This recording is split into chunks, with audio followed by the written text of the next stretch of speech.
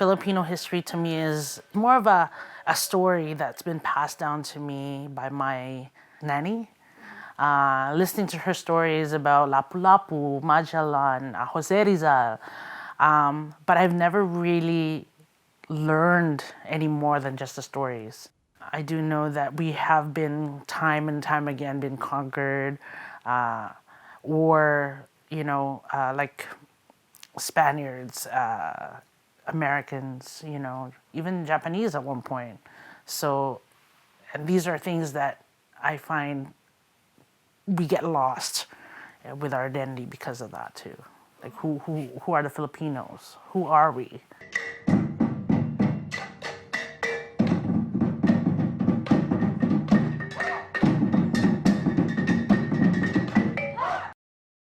I've been in Canada for 25 years now. Came here when I was 4 years old. When growing up, it was just, I was a Canadian. It was really shocking for me that I had no sense what a Filipina is, what a Filipino Canadian would be. I'm 27 now. I went when I was 20, so 7 years ago. I didn't understand the relevance and the importance of what it meant to go back home. I felt tremendous culture shock. I felt completely disconnected from my family there, couldn't speak the language. So in my head, it was a romanticized vision, but going there, I'm like, okay, there's so many differences. I was born in the Philippines, Mandaluyong. At the time, my adopted parents were living here, but my biological parents, my mother is Filipina and my father is Chinese. 1, 2, 3, 4, 5, 6, 7. Kathara is using performance arts as a way of finding out who we are and sustaining that culture away from home, which is Philippines. Back to the stage, please. My first introduction was through my mentor, Lanita Boots Doom Lau, and she's a Kathara Philippines artistic director and founder. And so Kathara Philippines came here in 2002, really inspired me. I was just starting to do artistic direction and do storytelling and spoken word and pieces that kind of addressed colonial history of the Philippines. They really inspired me, and I said, I want to mentor under you. So we started Kathara Canada, and really invited other people to outside of the Filipino culture and also Filipinos here to learn from Kathara Philippines, and that began the journey of learning a deeper knowledge. The culture that we have in the Philippines are slowly being taken away and eradicated by the government and by foreign mining companies and all that stuff, trying to kill off people, and I feel that culture will be lost. So I feel that as part of Kathara, this is our opportunity, our responsibility to keep that going. In the Philippines, we have tribes, that have these practices, but they're nomads and they're connected to the land and they live life on the land. And so that's what we advocate, this idea of like reconnecting to our identity that's rooted to the land and our practices. We may not be living in the Philippines, but I think we owe it to our ancestors to keep that culture and heritage going.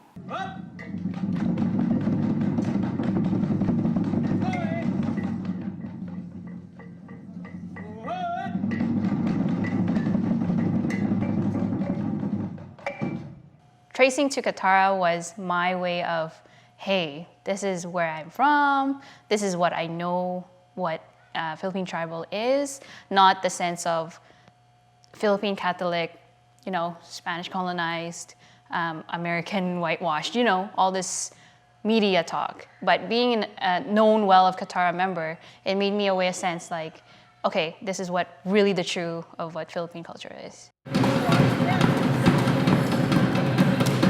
I joined after returning from a visit to the Philippines. I was on the island of Bohol and was just really drawn by an artist that had depicted indigenous life. And for some reason, those paintings just really called to me, and I'd never really felt that connection to the indigenous prior to that. The first involvement I had with them was an event called Lapu-Lapu, which is the awakening of warriors, because Lapu-Lapu was the national hero in the Philippines, was the first indigenous person that fought against Magellan, who tried to conquer. For me, we all journey in life trying to understand our sense of belonging.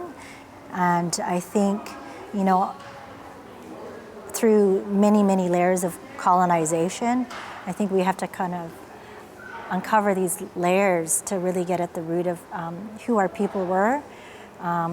Because layers of colonization is really about the oppression of our true identity.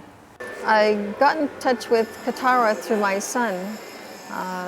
Babette was running a youth program, and so we slowly got to know each other, and she learned of my activism and my work, and shared with, that's where I learned more about the similarities, the struggle of the people and the loss of land and language and the barriers that are created by racism. Come to the powwow, we recognize our elders, you feed them first, you let them speak. We hear, we listen. And in the Filipino culture, it's very much the same. That's rooted in our indigenous identity. Just from the very nature of the Filipino, spirit is so similar to how ours used to be and what we're bringing back. It's just the joy of living without rigidity. And from the First Nations, they start their traditions at a very young age, in language and dance and practices on the land. And recognizing that we all have a role and we have a duty to this land and to take care of Mother Earth. I am a survivor of Cooper Island Residential School, and as well as my siblings and my parents, my mother. One of the things that happens is you become ashamed of your color, your culture, your family. They separate the brothers and the sisters. Before I went to the school, my siblings, we used to play like puppy dog, but because of the abuse that we suffered when we come out of the residential school, there's this unspoken boundary between family members, and we don't understand it's because of our issues. When we come here to our First Nations and their suffering is our suffering, and when we can learn to kind of accept that same journey and show that we can support them in solidarity, that we've had the same history, I think that's where you come closer to knowing who you are, and it's an important piece. Yeah, what I would like to say to our allies and to our visitors that have made what's now called Canada home is just to educate yourself. Understand that what you learn in this system, the school system, isn't history from our people. When they believe what is written in the history books, they don't understand our people and our history. First steps of healing is first recognizing that we are wounded, accept that we are wounded. We have wounds, we have trauma. And when you learn that and accept that, then I think you're ready to say, I need to heal. And I've done that. And I think that, my traumas of sexual abuse and rape, what lifted me and kept my strength was being connected to my culture. And I see that too in the strength of First Nations here. The Coast Salish. It won't, nothing will harm you if you keep to your culture. The strength within you comes from your heritage.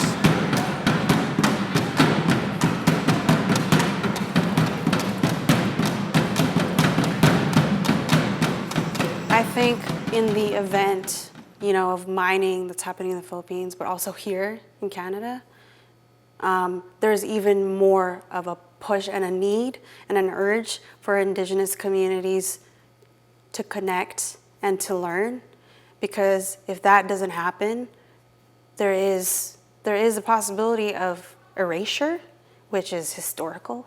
We need to have conversations with the youth, with Filipino youth, so many Filipino immigrant youth that don't see the value of going back and looking back at the past and the history and seeing Canada and living here as like greener pastures. And that's a very common narrative that we need to reassess. Because we are now in post-colonialism And I feel it's time for us to kind of heal from all the traumas that we've experienced. Not just Filipinos, but a lot of the indigenous people living in this time. And I think it's really essential to have that healing happen. And how does that look like? It's making connections with people, having a dialogue with people. And if it means holding space for people when that happens, it's very important.